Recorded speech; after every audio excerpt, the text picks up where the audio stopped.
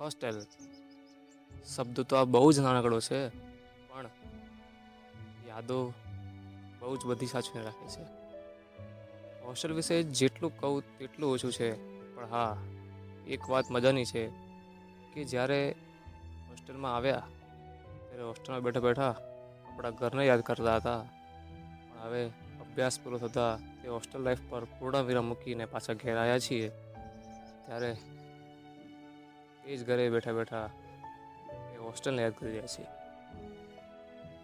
Hostel શબ્દ સાંભળતા જ એ હોસ્ટેલમાં મિત્રો સાથે કરેલી મસ્તીઓ, હોસ્ટેલના મિત્રો, ત્યાં સાહેબના ના કહેવા છતાં પણ કરેલા કામ, એ બધું ખાલી હોસ્ટેલનું નામ સાંભળતા જ જાણે કે મનમાં યાદોનો વિસ્ફોટ ના થયો હોય તેમ લાગે છે.